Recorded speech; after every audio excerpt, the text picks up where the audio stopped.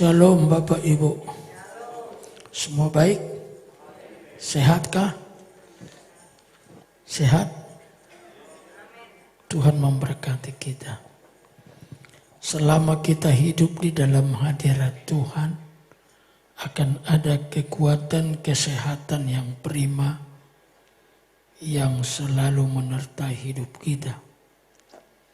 Pagi ini saya akan melanjutkan khotbah saya tentang kehendak Allah bagi kita. Alkitab menegaskan kepada kita beberapa kehendak Allah bagi kita.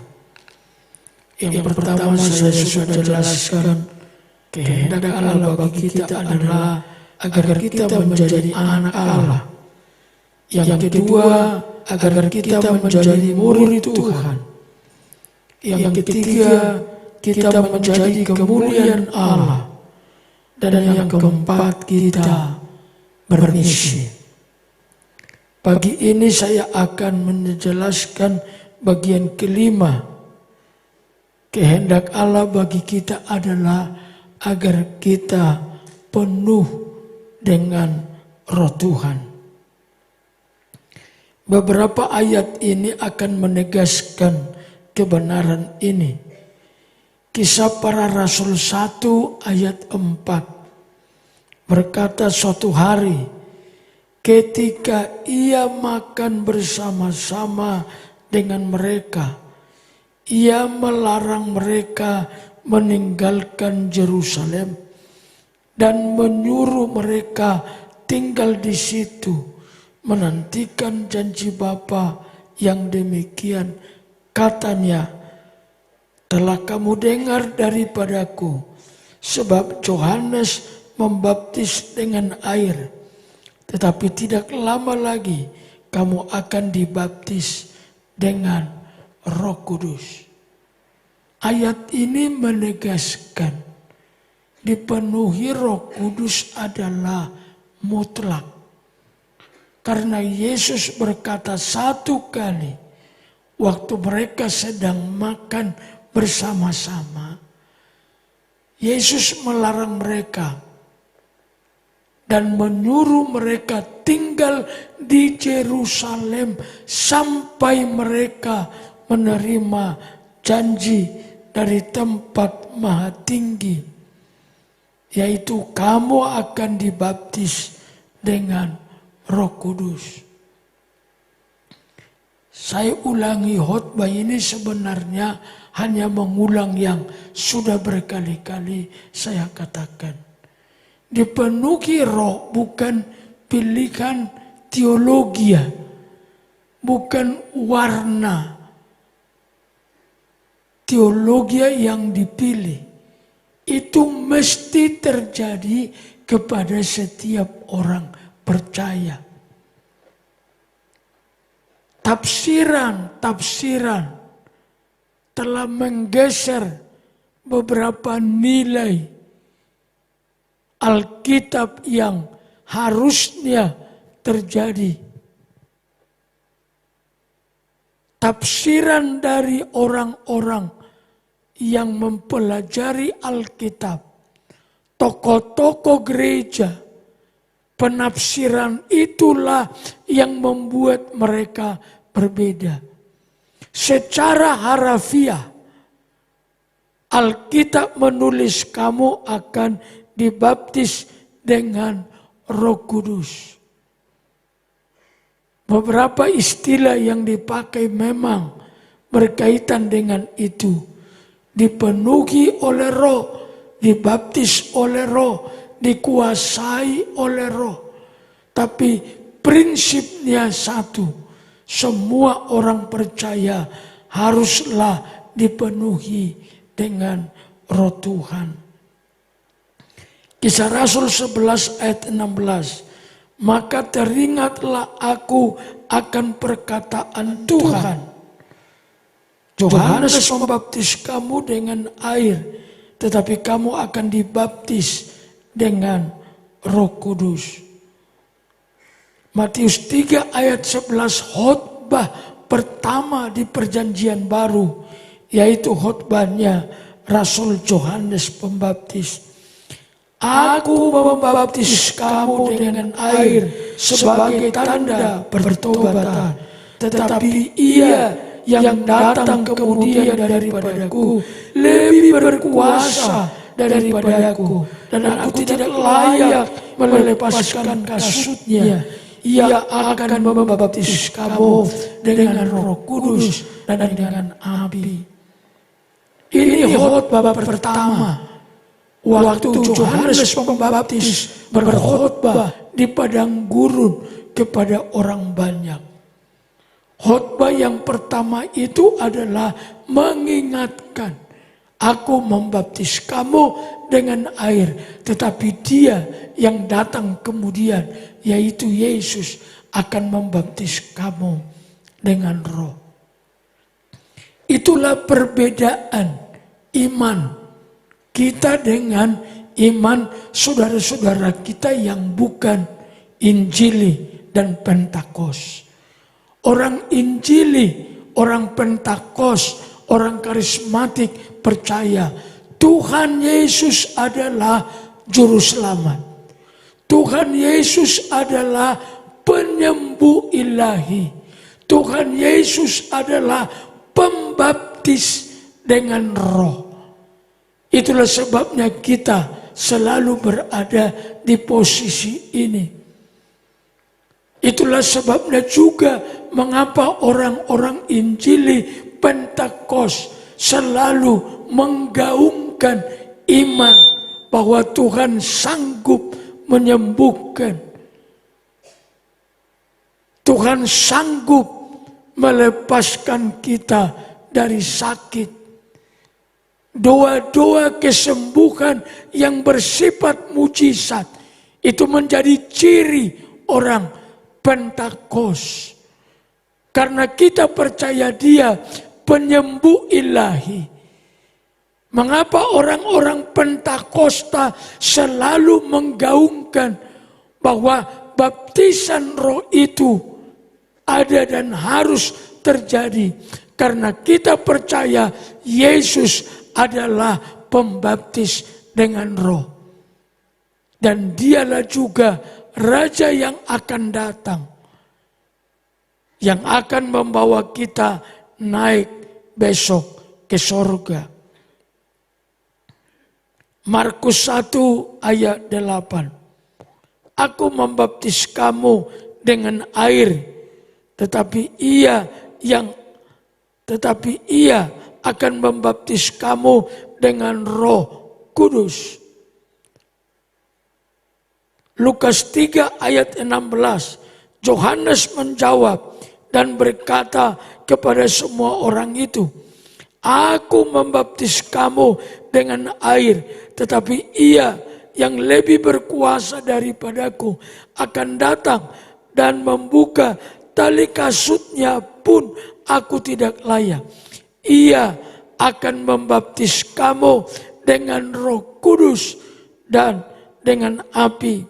Satu lagi, Efesus 1 ayat 18. Dan janganlah kamu mabuk oleh anggur, karena anggur menimbulkan hawa nafsu. Tetapi hendaklah kamu penuh dengan Roh. Saya sengaja membaca ayat-ayat ini untuk meneguhkan hati kita. Pernyataan Alkitab tentang penuh Roh itu bukan sekali, bukan dua kali, secara harafiahnya minimal ada 6 kali. Ditambah dengan ayat-ayat yang lain yang menjelaskan dengan bentuk-bentuk lain. Maka Bapak Ibu, jangan pernah puas dalam hidupmu sebelum engkau dipenuhi dengan Roh. Kita sudah dibaptis dengan air. Dan saya melihat dalam pelayanan, dalam pengamalan pelayanan. Tidak ada seorang pun yang puas menjadi Kristen tanpa dibaptis. Apapun gerejanya, apapun warna teologi yang mereka anut, selalu mereka berharap mereka dibaptis. Karena itulah tanda kelahiran kita di dalam kekristenan kita. Tetapi tidak boleh berhenti sampai di situ. Baptisan Roh Kudus adalah baptisan pengalaman lain yang dikehendaki oleh Kristus dalam hidup kita. Pengalaman ini mutlak bagi orang percaya.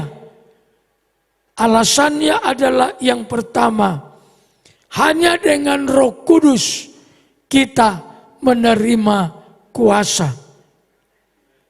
Tetapi kamu akan menerima kuasa kalau Roh Kudus turun ke atas kamu. Dan kamu akan menjadi saksiku di Yerusalem dan di seluruh Judea dan Samaria dan sampai ke ujung bumi.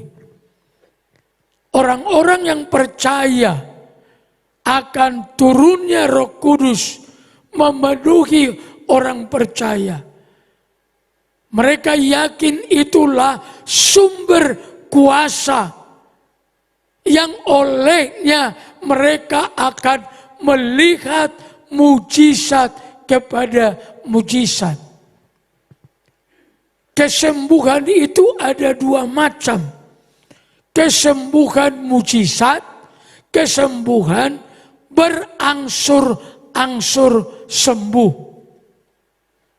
Orang-orang Pentakosta seperti kita selalu berharap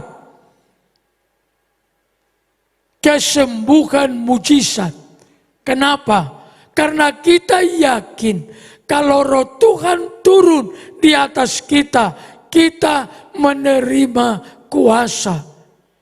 Di semua orang percaya ada keyakinan yang sama.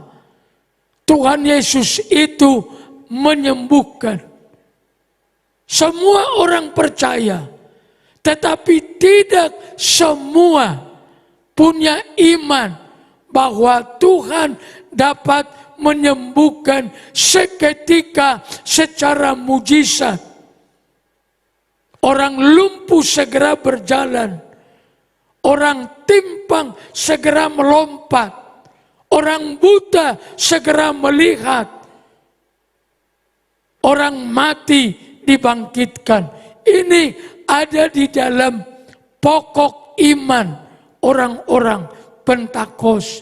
Karena mereka yakin, kita yakin, Roh itu memberikan kuasa. Tetapi di dalam banyak orang percaya, setelah gereja mula-mula masuk ke fase berikutnya, kesembuhan masih dipercaya, tetapi berangsur-angsur sembuh dengan berbagai pola pengobatannya. Mereka meyakini mujizat kesembuhan katanya sudah selesai setelah ilmu kedokteran muncul menjadi salah satu cara untuk menemukan kesembuhan. Sama seperti keyakinan mereka bahasa roh sudah selesai setelah Alkitab dikanonisasi. Pekerjaan roh dengan pekerjaan Alkitab tidak sama. Artinya tidak sama, maksud saya bahwa Alkitab tidak boleh menggantikan peran-peran Roh Kudus dalam kehidupan kita. Jadi saudara-saudara, itu mutlak. Karena itulah satu-satunya sumber mujizat bagi orang percaya. Sumber kuasa yang olehnya kita akan menjadi saksi di Yerusalem, di Judea, di Samaria, dan sampai ke ujung bumi. Alasan kedua, mengapa penuh Roh Kudus menjadi mutlak bagi orang percaya. Lihat Kejadian 1 ayat 2. Bumi belum berbentuk dan kosong. Gelap gulita menutupi samudra raya dan Roh Allah melayang-layang di atas permukaan air. Hanya Roh Tuhan yang bisa mengerjakan yang tidak berbentuk, yang kosong, yang gelap gulita menjadi ciptaan-ciptaan yang baru. Kalau kau lihat ada kehidupan seperti kosong, seperti tidak berbentuk, sepertinya gelap-gelap saja. Minta Roh Tuhan turun di atas kita. Kalau bahasa Kejadian, izinkan dia melayang-layang supaya ia mengerami bagian-bagian yang kosong, yang tidak berbentuk itu, yang gelap itu menjadi ciptaan-ciptaan yang baru. Roh Kudus akan mengubah kita untuk semakin baik, semakin sempurna. Kitab Titus meneguhkan, Roh itulah yang membaharui kita dari sehari ke sehari untuk semakin berkenan kepada Tuhan. Alasan yang ketiga, ini sudah saya ulang-ulang. Hanya oleh Roh, padang gurun kita diubahnya menjadi kebun buah-buahan. Sampai dicurahkan kepada kita Roh dari atas, maka padang gurun akan menjadi kebun buah-buahan. Itulah analogi, gambaran yang dipakai Alkitab untuk menjelaskan salah satu pekerjaan yang dikerjakan oleh Roh. Kalau Roh itu turun di atas kita, itulah salah satu pekerjaannya, supaya padang gurun kita diubahnya menjadi kebun buah-buahan. Apa itu artinya padang gurun?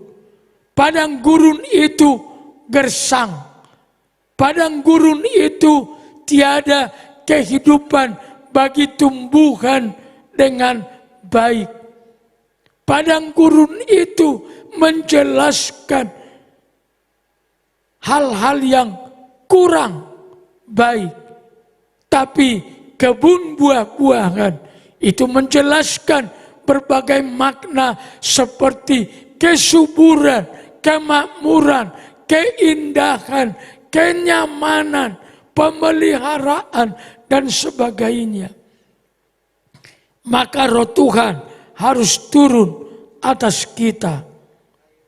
Yang terakhir, alasan mutlak, walaupun begitu banyak yang dapat disebut. Tapi saya sebut satu lagi, yang di Lukas 1 ayat 35. Kalau Roh Kudus turun, yang mustahil menjadi tidak mustahil.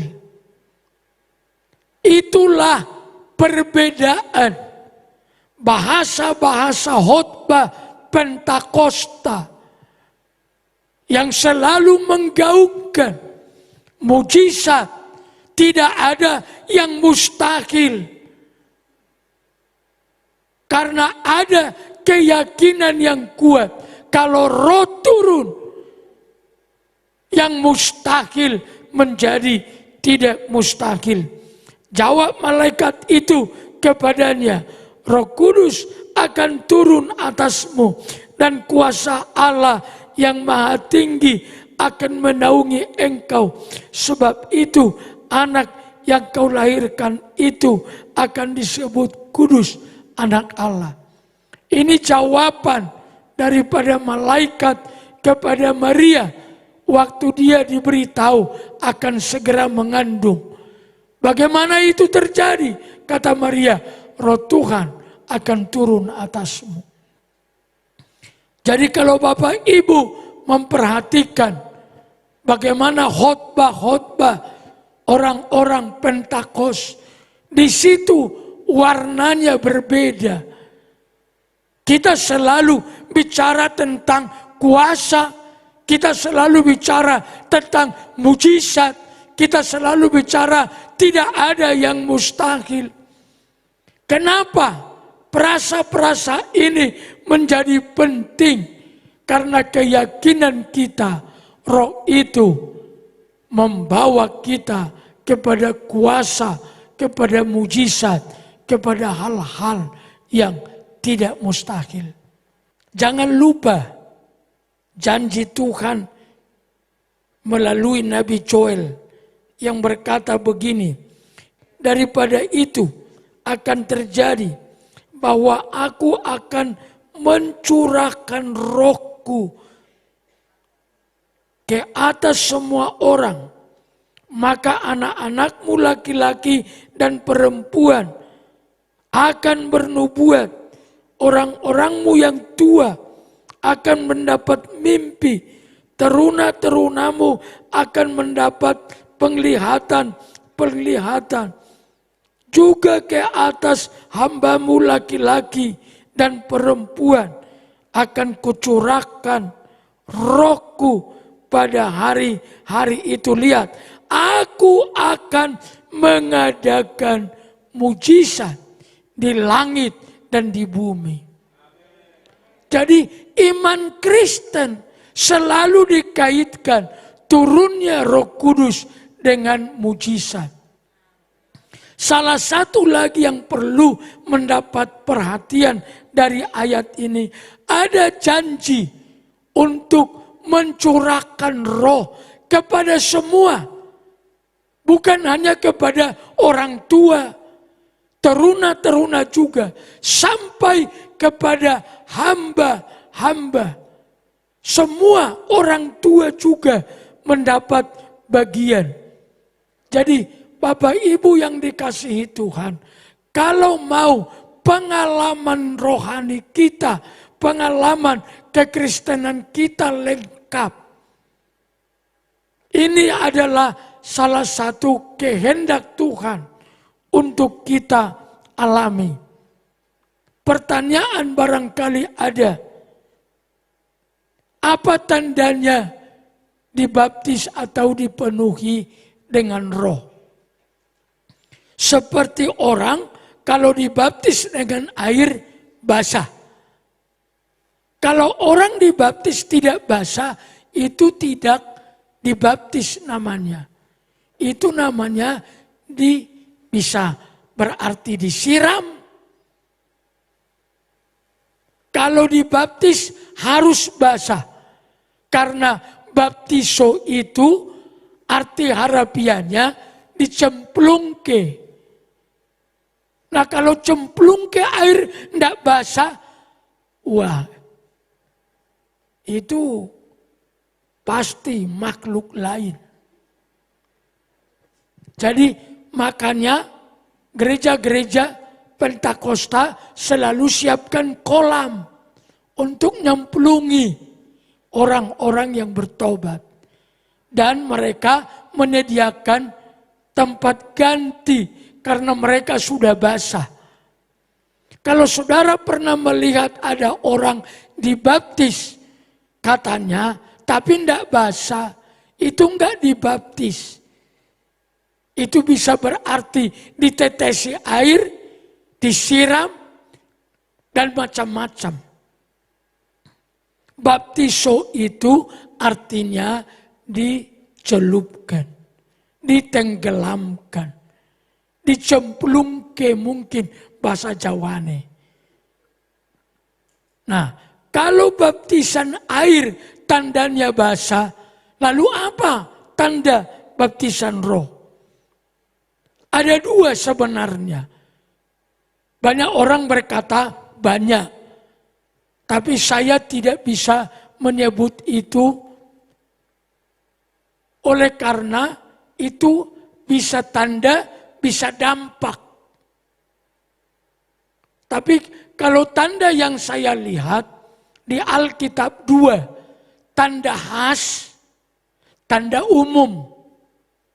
Tanda khas itu tanda yang nampak secara khusus pada diri orang tertentu dan peristiwanya khusus. Contohnya, baju yang dipakai Paulus, sapu tangan yang dipakai Paulus, kalau diletakkan atas orang sakit, mereka sembuh. Tapi kalau jas saya atau sapu tangan saya diletakkan untuk jemaat Bukit Sion, mungkin bersin-bersin. Itu bedanya. Jadi ada yang khas. Satu lagi contoh, Petrus. Petrus itu di dalam Kisah Rasul 5 dikatakan bayangannya. Jadi kalau Petrus lewat, bayangannya mengenai orang sakit sembuh. Itu tanda khas. Tidak banyak pendeta mengalami itu. Bahkan belum pernah saya baca kesaksiannya. Tapi ada tanda yang umum. Tanda umum itu tanda yang dialami oleh semua orang percaya di mana saja umum mengalaminya. Apakah itu? Bahasa roh.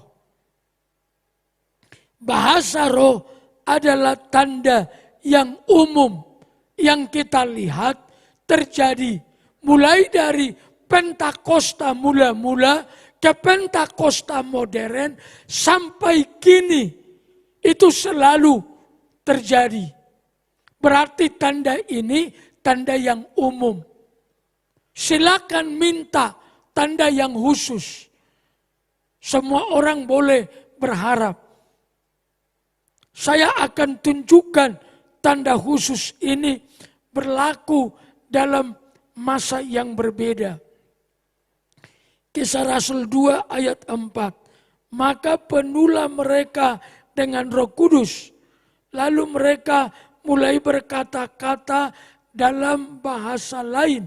Seperti yang diberikan oleh Roh itu kepada mereka untuk mengatakannya. Selanjutnya dalam waktu yang berbeda. Dengan orang yang berbeda. Situasi yang berbeda. Kisah Rasul 10 ayat 46.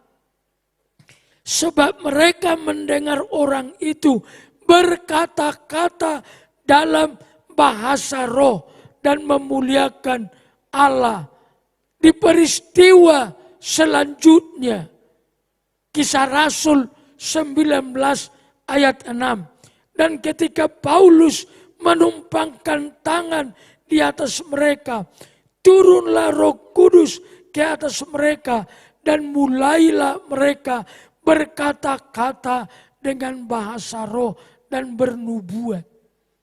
Ada tanda yang terus terlihat di berbagai peristiwa dengan orang yang berbeda, situasi yang berbeda. Itulah tanda yang sampai hari ini dipertahankan oleh gereja sidang jemaat Allah sebagai bukti bahwa seseorang sudah dipenuhi oleh roh. Tapi saya sudah ingatkan, hati-hati. Jangan sekedar berlogat ganjil. Atau ngomong apa saja. Ini bahasa roh, bukan logat ganjil. Kalau bahasa itu jelas apa yang dikatakannya, intonasinya. Memang bahasa ada dua, bahasa kanak-kanak, bahasa orang dewasa. Bahasa kanak-kanak itu tidak teratur, tidak jelas. Nah, kalau orang baru saja dibaptis dengan roh, bisa saja bahasanya terlihat tidak teratur. Maka kita suka mendengar satu kata tertentu terus diulang-ulang. Itu bisa terjadi. Tetapi kalau sudah makin dewasa, seharusnya bahasanya makin jelas. Walaupun kita tidak tahu arti bahasa Inggris, kita tahu logatnya. Kita tidak tahu bahasa Portugis, tapi kita tahu logatnya. Kita tidak tahu arti bahasa roh, tapi seharusnya kita mengatakan inilah bahasa. Bukan logat ganjil yang hanya sekadar mengalir. 1 Korintus 14 ayat 18. Aku mengucap syukur kepada Allah, kata Paulus, bahwa aku berkata-kata dengan bahasa roh lebih daripada kamu semua. Paulus itu berkata-kata dengan bahasa roh lebih daripada semua jemaat yang didirikannya. Khususnya orang-orang Korintus. 1 Korintus 14 ayat 5, Paulus berkata begini, aku suka supaya kamu semua berkata-kata dengan bahasa roh. Aku suka, katanya kepada jemaat Korintus, supaya kamu semua berkata-kata dengan bahasa roh. Tetapi lebih daripada itu, supaya kamu juga bernubuat. Jadi Bapak Ibu Saudara yang sudah dipenuhi oleh roh dan terus hidup di dalam pengalaman itu, minta roh nubuat, minta karunia nubuat. Minta supaya Tuhan memampukan kita, memberi kita karunia nubuatnya. Jadi penuh dengan roh adalah kehendak Allah. Usahakan kau berhenti berdoa setelah Roh Kudus turun menggenapi Yesaya 32:15. Sampai Roh Kudus turun atas kita, maka padang gurun akan berubah menjadi kebun buah-buahan. Hauslah, rindulah, laparlah akan penuh Roh Kudus. Supaya hidupmu disertai kuasa, supaya hidupmu disertai mujizat, supaya hidupmu disertai tidak ada yang mustahil. Saya selalu berkata, ada dua hukum di hidup ini. Satu hukum natural, hukum alamiah.